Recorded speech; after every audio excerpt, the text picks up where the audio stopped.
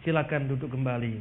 Saudara-saudara, dengan tema kita yang barangkali hari ini adalah sesuatu yang mungkin terdengar aneh.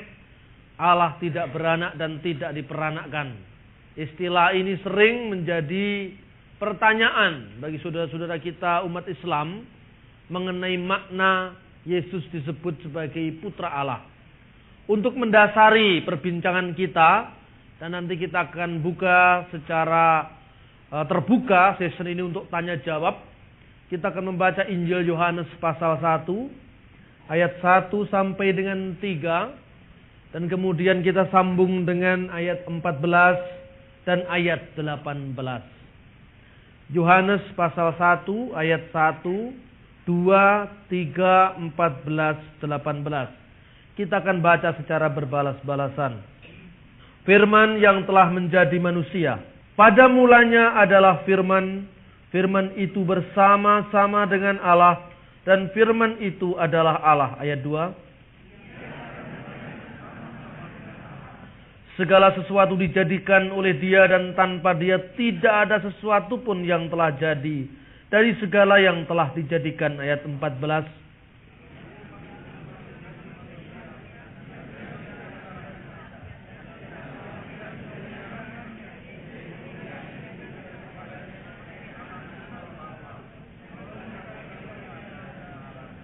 Tidak seorang pun yang pernah melihat Allah, tetapi anak tunggal Allah yang ada di pangkuan Bapa, dialah yang menyatakannya.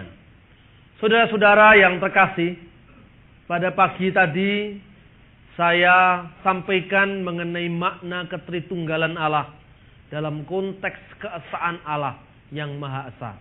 Ketika tauhid itu artinya monoteisme, paham yang mengesakan Tuhan. Di kalangan gereja dirumuskan. Ketika itu gereja sudah tidak ada lagi kekhawatiran syirik. Syirik bukan dalam bahasa Indonesia artinya iri. Syirik dalam bahasa Arab itu artinya mempersekutukan Allah dengan ilah-ilah yang lain. Itu artinya syirik. Orang-orang yang mempersekutukan Tuhan, menganggap Tuhan masih punya tandingan, ke Gunung Kawi sana atau kemana, itu namanya musyrik. Orang yang memperserikatkan Allah. Kata serikat itu hanya dari kata syarikah, yang artinya membuat teman di samping Allah itu. Saudara-saudara yang terkasih, karena itu tadi ditegaskan, baik di dalam Al-Quran umat Islam maupun di dalam Alkitab terjemahan bahasa Arab, dikenal istilah la ilaha illallah. Tidak ada ilah selain Allah. Tidak ada ilah lain selain Allah yang satu-satunya itu. Ini sebetulnya sudah merupakan meeting point antara Kristen dan Islam. Sama-sama mengakui bahwa Allah itu esa, tidak ada ilah lain selain dari Allah itu. Nah, sekarang masalahnya adalah bagaimana tentang Yesus itu. Umat Islam memiliki ayat yang berbunyi Qul huwallahu ahad. Katakanlah bahwa Allah itu satu. Allahu somad. Dia yang tidak bergantung segala sesuatu, atau segala sesuatu malah tergantung kepadanya. Lam yalid wa lam yulad. Tidak beranak dan tidak diperanakkan. Wa lam yakullahu kufuwan ahad. Dan tidak seorang pun yang menyerupai Dia. Syahadat ini apa bisa kita terima? Iman ini apa bisa kita terima? Seringkali orang Kristen ragu-ragu. Saya katakan hari ini bahwa seluruh yang saya baca tadi bisa kita terima. Memang orang Kristen tidak pernah menganggap bahwa Allah itu beranak dan diperanakkan. Dulu saudara-saudara, ada satu lagu dangdut yang terkenal. Penyanyinya Oma Irama. Setelah dia semakin populer, dia nyanyinya semakin banyak soal agama. Dulunya itu nyanyinya begadang, ya macam-macam lagu-lagu yang suka anak-anak nakal itu. Setelah suatu saat dia naik haji ke Mekah, namanya ditambahi RH, Raden Haji katanya. Kemudian nyanyinya mulai lagu-lagu, kalau di kita itu rohani Islam. Lagu itu seringkali dinyanyikan dan secara sengaja itu malah di setel di depan rumah-rumah orang Kristen. biar telinganya orang Kristen dengar kalau Allah itu tidak beranak dan tidak diperanakkan. Suatu saat seorang teman saya, seorang dokter di Turen itu dekat Malang Selatan sana. Dia seorang dokter Tionghoa, teman akrab saya. Dia kan memang tidak tahu banyak Islam. Jadi dia itu kalau Natal ya membagi sisa rezekinya pada orang-orang miskin di sekitarnya. Kalau Idul Fitri kadang-kadang juga dia memberikan sedekah karena dia percaya bahwa memberi itu tidak hanya untuk orang Kristen. Tapi suatu saat dia lapor ke saya, "Pak, saya sekarang tidak kasih lagi ke tetangga sekitar." Kenapa? Jengkel saya. Loh, kenapa jengkel? Itu lagunya Rhoma Irama dipasang di depan telinga saya. Keras-keras. Lagu yang apa? Saking telinganya mungkin sudah keberbeken, dia sampai hafal lagu itu. La ilaha illallah, tiada Tuhan selain Allah. Tuhan tidak beranak dan tak diperanakkan. Lu kenapa sampean marah? Nah, itu kan nyindir. Lu kenapa nyindir? Yesus kan anak Allah. Lah itu sampean keliru. Beda itu. Pengertian anak Allah dengan Tuhan tidak beranak dan tidak diperanakkan itu tidak sama. Ini contoh, saudara-saudara. Jadi lagu itu diputar dan biasanya telinga orang Kristen memang marah. Tuhan tidak beranak dan tidak diperanakkan. Dan lagunya memang tendensius sekali, seolah-olah memang dituduhkan kepada kita. Beritahu kepada Rhoma Irama, apa yang dia nyanyikan itu benar. Bahwa Allah itu tidak beranak dan tidak diperanakkan. Hanya dia jangan mengarahkan itu kepada orang Kristen. Karena orang Kristen tidak percaya bahwa Yesus itu anak Allah secara fisik, secara biologis. Itu tidak ada dalam ajaran Kristen. Kemudian dia juga dalam syairnya itu. Mengapa kau Tuhankan manusia? Enak ya suara saya. Dulu saya pernah jadi penyanyi dangdut, saudara-saudara. Jadi lagu itu memang sengaja rupanya diciptakan oleh Bang Haji itu. Untuk nyindir-nyindir orang Kristen. Yang dipakai oleh Yesus. Itu berbunyi demikian. La min sifyana di khabra. Wila min sifyana di basra. La itu ya la. Lam yalid itu la. Bahasa Aramnya juga la. Tidak. Makanya kalau Anda ditawari kalau pergi ke Mesir atau pergi ke Israel. Ditawari $1, Anda jawab la, itu hanya tidak. Jadi tidak, sudah ada pada saya. Itu. Nah, artinya anak yang bukan lahir dari darah dan bukan lahir dari daging. Artinya anak secara kekal. Ini sebetulnya bisa dibaca pada Injil Yohanes yang sama, ayat 13. Orang-orang yang diperanakkan bukan dari darah atau dari daging. Jadi yang disebut anak di sini bukan anak darah, anak daging, bukan anak biologis. Terus oleh karena itu memang benar Allah itu tidak beranak dan tidak diperanakkan. Ini perlu. Karena apa? Setiap kata anak itu tidak berarti beranak. Berkali-kali saya berkata tentang masalah ini karena ini penting. Ketika orang mengatakan anak tangga. Dalam bahasa Indonesia saja dulu ini, bukan bahasa Arab dulu, bahasa Indonesia dulu. Anak tangga. Tentu orang tidak bertanya, siapakah istrinya tangga? Kalau istrinya tangga ada, istrinya tangga siapa? Disebut anak tangga. Anak kunci, siapa istrinya kunci, istrinya pintu. Anak jalan, siapakah istrinya jalan? Tidak perlu, karena itu istilah kiasan. Sekarang ini ada doa anak-anak bangsa. Loh. Bangsa apa punya istri? Artinya warga bangsa. Ketika orang berkata, kalau di dalam bahasa Arab itu ada istilah Ibnu Sabil. Berikan zakat fitrah itu kepada Ibnu Sabil. Kepada amil. Penarik pajak itu. Kepada fakir miskin. Dan Ibnu Sabil. Ibn bin, Ibnu, Ibn bin. Itu artinya anak. Sabil itu jalan. Makanya ada istilah jihad fi sabilillah. Perjuangan di jalan Allah. Karena Ibnu Sabil itu anaknya jalan. orang yang pekerjaannya berjalan alias musafir. Musafir itu bahasa Arabnya ibnu jalan, anaknya jalan. Orang ini harus diberi zakat fitrah sampai jadi tempat tujuan. Misalnya orang ini menyebarkan agama, ini bukan musafir untuk melancong, tapi menyebarkan syiar Tuhan. Dia datang dari Surabaya, mau pergi kemana? Pak Ibnu Sabil, mau pergi ke Gresik. Lah Anda wajib memberikan sampai ke Gresik. Kira-kira kalau di iman Kristen, bahwa seorang imam Lewi itu berhak menerima persepuluhan untuk pekerjaan Tuhan. Seperti itu. Lah apakah kalau disebut Ibnu Sabil itu jalan beranak? Kan tidak. Orang Arab juga menyebut Ibn Isrin. Ini bahasa sehari-hari. Anaknya angka 20. Lah kenapa? Karena di Arab, kalau laki-laki umur 20 tahun itu wajib militer.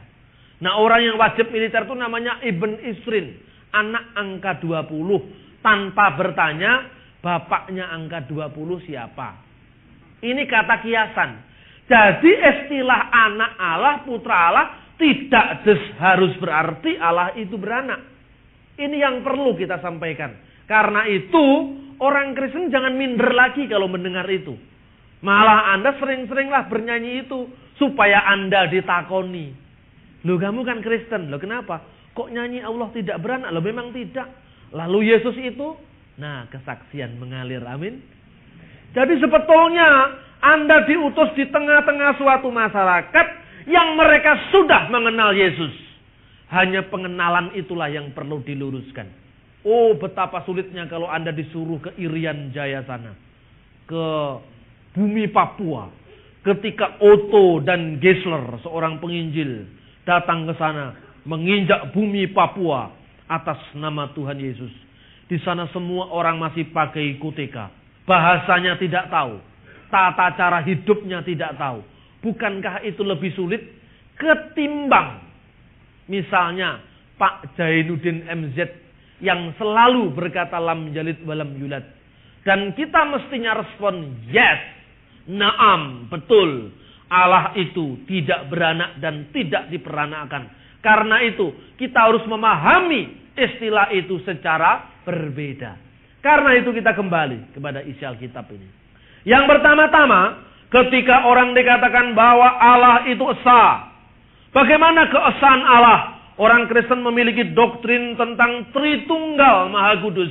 Makanya, kalau orang Kristen Arab, termasuk kayak model saya ini, gereja Syria ini, kalau berdoa, diawali dengan kata-kata Bismil abi wal ibni warrahil kudus illahu wakid. Amin. Bismil abi wal ibni warrahil kudus. Demi nama Bapa dan Putra dan Roh Kudus. Al-ilahu wakid, Allah yang esa. Amin. Jadi ditutup dengan kata-kata Allahu wakid atau Al-ilahu wakid, Allah yang maha esa. Saya ketika suatu saat pertemuan di forum Islam, ketika mereka berdoa, saya juga berdoa. Saya ucapkan Bismillah biwalibni warahil kudus ilahu. Al-Fatihahnya lain Pak. Dipikir Al-Fatihah karena sama-sama bisminya. Satunya Bismillah, satunya Bismillah. Bismillah demi nama Allah, Bismillah demi nama Bapa. Wal Ibn dan Putra. Warahil kudus dan Rohil kudus. Allahu akad, Allah yang maha esa. Amin. Baru kemudian dibaca. Allahumma ya Allah ya Aba Samawi. Ya Allah, Bapa Surgawi. Fi ibni ismuka Yesus al-Masih. Dalam nama putramu yang tunggal Yesus Kristus. Dan seterusnya sampai Bismir Rabbina Yesus al-Masih. Amin. Bismir Rabbina Yesus al-Masih itu dalam nama Tuhan Yesus Kristus. Artinya kalau orang Jawa kunjuk ingasmu dalam Gusti Kawula Yesus Kristus. In the name of Lord Jesus Christ. Fong Chu Yesu Tekmi Amin. Kira-kira seperti itu. Jadi doa kita ditutup dalam nama Yesus. Itu kalau bahasa Arab artinya sama. Sama itu istilah Arabnya. Lalu saudara-saudara, kita sering bertanya, kalau gitu Tritunggal itu putra, itu siapa? Putra itu adalah firman. Firman yang kekal, yang kemudian menjadi manusia. Ini maknanya anak Allah itu di situ. Makanya di Islam itu sebetulnya juga ada itu. Walaupun tafsirannya beda itu silahkan. Isa fa'inahu rahullah wa kalimatuhu.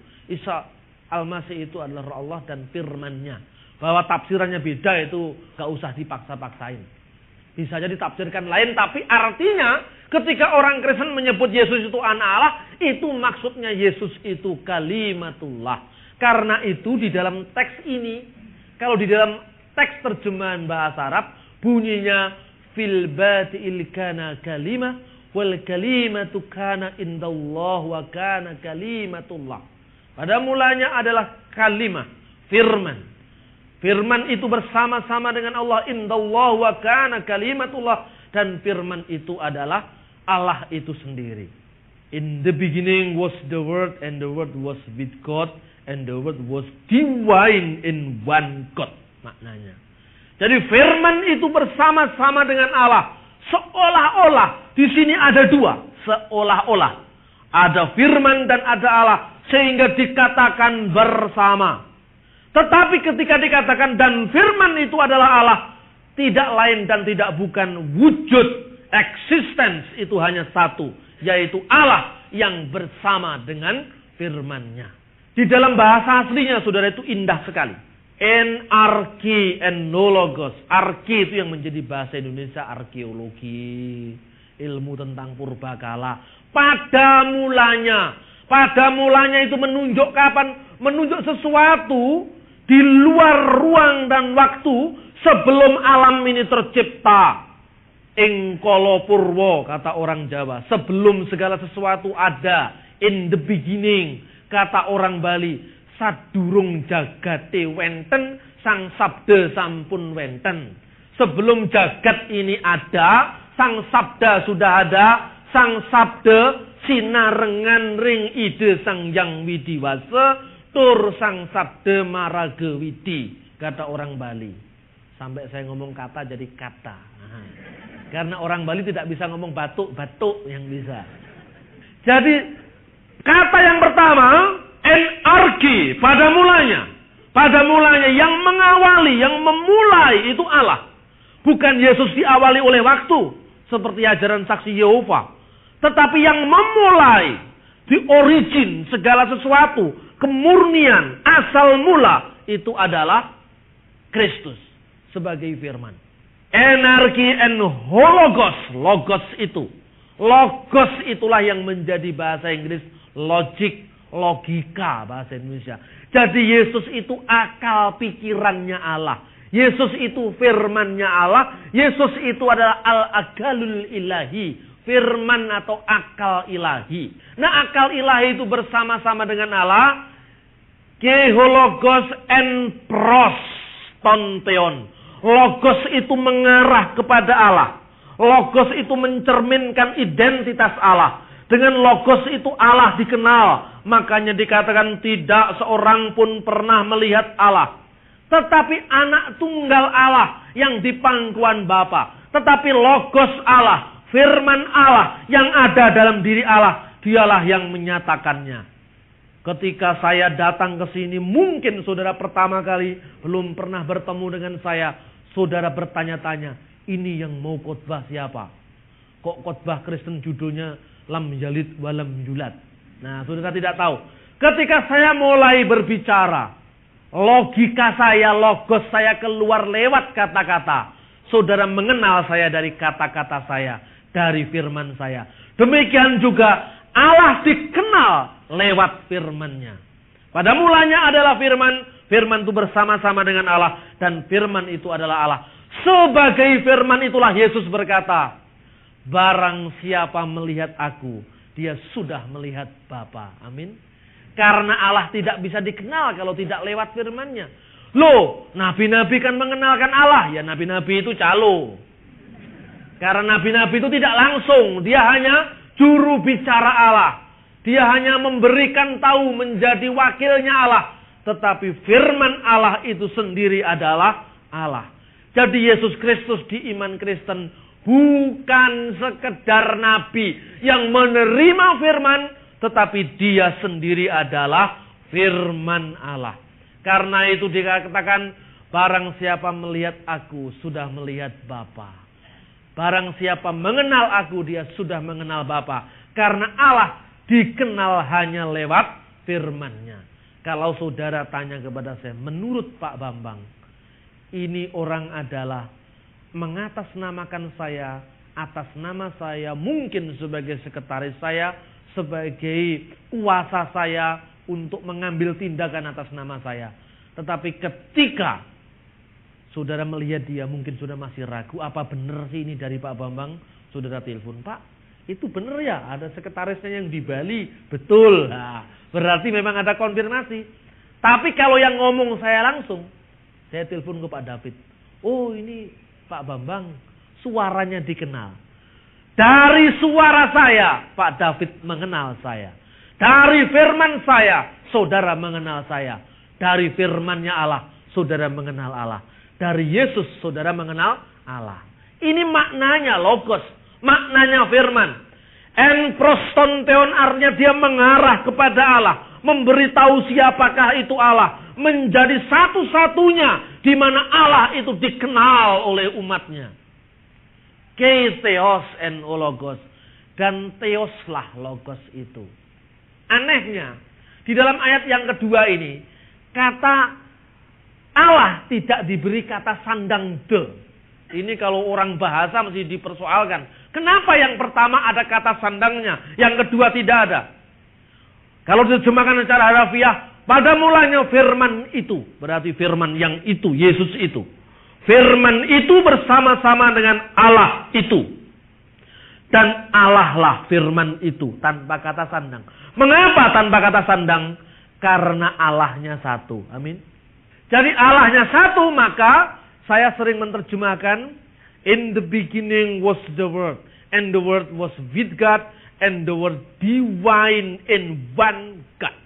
Dia ilahi dalam diri Allah yang satu, in one true God, di dalam satu-satunya Allah yang benar itu, yaitu Sang Bapa, yang di dalam Allah Bapa itu ada firman-Nya Sang Putra, dan ada kehidupannya Roh Kudus.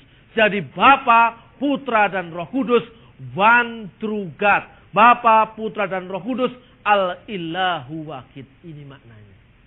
Jadi artinya, wujudnya Allah itu hanya satu. Dalam wujud Allah yang satu itu ada firman-Nya dan ada Roh-Nya. Itulah Yesus sebagai kalimat Allah. Karena dia sebagai kalimat Allah, maka jelas alam semesta diciptakan oleh firman itu. Lalu bertanya, siapakah yang menciptakan alam ini? Yesus apa Allah? Nah, ada seorang pendeta yang ngomongnya agak falas ke saya. Bapak percaya dengan kuasa Tuhan? Ya jelas dong. Kalau Yesus saja bisa, apalagi Allah? Loh, ini salah. Ini kan artinya Yesus itu akhirnya di bawah Allah, seolah-olah ada dua. Yesus sebagai manusia memang dia bukan Allah. Karena itu dia berdoa, Allahku, Allahku, mengapa engkau meninggalkan aku? Tapi sebagai firman dia adalah Allah. Ketika Yesus berkata, mengapa engkau katakan aku baik? Tidak ada seorang pun yang baik, hanya Allah saja yang baik. Sebagai manusia dia berkata seperti itu. Eli, Eli, lama sabaktani. Tuhanku, Tuhanku, mengapa engkau meninggalkan aku? Sebagai manusia Yesus berseru itu. Karena dikatakan dia yang dibunuh dalam keadaannya sebagai manusia. 1 Petrus 3 ayat 18. Tapi ketika Yesus berkata, anakku, dosamu sudah diampuni. Sebagai apa dia mengampuni dosa? Sebagai firman. Dan firman itu adalah Allah. Tetapi dia yang berkata, aku haus. Aku sangat berduka di Taman Getsemani. Aku seolah-olah mau mati rasanya. Seperti dia berkeringat darah. Aku haus. Aku lapar. Ini mulut yang mengungkapkan itu adalah sama dengan yang berkata, ego eimi. Kalau kamu percaya, akulah dia. Akulah dia yang ada. Akulah Yahweh. Akulah yang kekal. Mulut yang sama yang berkata, anakku, dosamu yang telah diampuni. Mulut yang sama yang berkata, sesungguhnya hari ini kamu akan bersama-sama aku dalam Firdaus. Mulut yang sama. Tapi bisa dibedakan mana yang berkata sebagai firman, mana yang berkata dalam kelemahannya sebagai manusia. Ayat ini kalau kita tidak pahami, sering diputar balikkan oleh para bid'ah, oleh para bidat, oleh para heresi. Sehingga dikatakan Yesus itu manusia biasa karena dia berkata Allah itu lebih besar daripada saya. Dia tidak bisa membedakan Jesus as man, Jesus as divine. Yesus sebagai manusia, Ibnu Maryam, anaknya Maryam, yang lahir ke dunia, yang nuzul firman ke dunia. Dan Yesus sebagai firman, dan firman itu tidak lain kecuali Allah itu sendiri. Mengapa? Sekarang Yesus itu sebagai firman. Persoalannya, firman itu diciptakan atau tidak? Nah ini Anda sudah memasuki bidang keagamaan yang sangat dalam. Pak Agil pernah nyekak saya di Surabaya ini. Ketika itu kami ada seminar di Heritage Club. Sebetulnya Kristen dan Islam itu dasarnya sama. Wah ini enak. Di Islam firman itu menjadi kitab Al-Quran itu telah turun jadi kitab Quran. Nuzulul Quran. Kalau di Kristen firman itu menjadi manusia. Jadi kalau di Islam firman itu tetap satu dengan Allah. Kalau di Kristen firman itu mencelat jadi manusia katanya Pak Agil. Gak enak kata mencelat ini. Lalu saya jawab begini. Sebetulnya ketika firman itu dipahami dalam Islam jadi buku. Kertasnya itu Tuhan apa bukan? Bukan. Bahasa Arabnya. Bukan. Itu bisa dibakar. Walaupun dikatakan itu kalamullah, firman Allah itu bisa dibakar. Quran itu bisa dibakar. Quran bisa musnah. Apakah Tuhan bisa musnah? Tidak. Ketika Yesus mati, apa Tuhan bisa mati? Tidak. Apa Tuhan bisa haus? Tidak. Apa Tuhan bisa lapar? Tidak. Yang lapar siapa? Kemanusiaan yang dikenakan oleh Yesus. Jadi kira-kira kan sama. Kalau firman Allah jadi buku, bukunya bisa rusak. Kenapa Pak Agil protes? Firman jadi manusia, manusianya bisa mati. Kan sama saja saya bilang gitu. Dan firman itu tidak pernah mencelat. Kapan mencelatnya? Firman itu bersama-sama dengan Allah. Dan firman itu adalah Allah. Dia tidak pernah mencelat. Tetapi firman itu menjadi manusia. Artinya dia mengambil tubuh manusia. Tetapi serentak pada saat yang sama. Firman tetap berada di sisi Allah. Dan firman itu tetap adalah Allah. Kok bisa? Contohnya saya bilang gitu. Ini gampang-gampangan. Supaya ceramahnya bisa dipahami. Saya punya otak. Punya pikiran. Punya logika. Punya akal budi. Ketika saya ceramah begini. Kalau saya tidak punya akal budi. Saya burung mencu. Disuruh ngomong Assalamualaikum. Bisa mencu. Tapi artinya tidak tahu dia. Tidak pernah khusus bahasa Arab burung mencu. Dan dia juga gak ngerti maknanya apa. Puji Tuhan bisa mencu itu ngomong begitu. Kalau kata-kata saya hanya didasarkan atas bunyi suara, tidak ada logikanya, tidak ada logosnya, tidak ada firmannya, tidak ada akal pikiran saya seperti itu. Tetapi logos saya keluar dari diri saya menjadi kata-kata saya. Kemudian saya ceramah. Ketika saya ceramah oleh Alfa Omega direkam. Jadi kaset nanti. Pikiran saya keluar lewat kata-kata. Kata-kata saya terpantul di udara. Dan kemudian menjelmakan sebuah suara. Gaung suara. Dan suara itu memasuki rekaman kaset-kaset. Dia memasuki pita-pita kaset itu. Ketika saudara mendengarkan kaset itu. Dikelankan sama pembawa acara. Kasetnya Pak Bambang sudah bisa diikuti yang tadi pagi. Saudara beli kaset. Yang tadi pagi tidak mendengar saya ceramah. Sampai pulang di rumah disetel. Jelek. Saudara-saudara yang terkasih dalam Tuhan Yesus Kristus. Allah Tritunggal lah. Saudara mulai mengerti. Oh Allah Tritunggal menurut pikirannya Pak Bambang seperti ini. Berdasarkan kebenaran Alkitab seperti ini.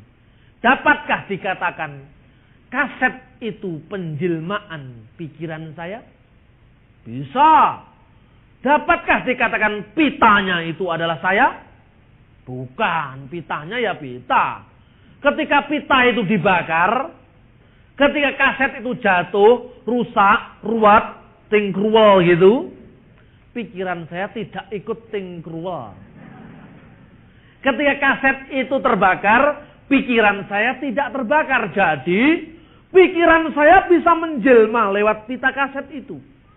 Tapi pikiran saya masih ada di sini bersama saya. Amin.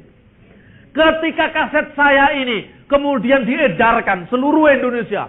2000 kaset beredar. Pak Bambang jadi 2000 terpecah. Apa begitu? Tidak.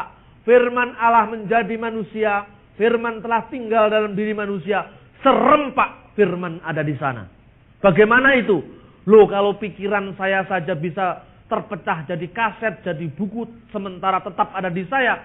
Bagaimana mungkin Yesus tidak bisa begitu? Dia adalah Tuhan.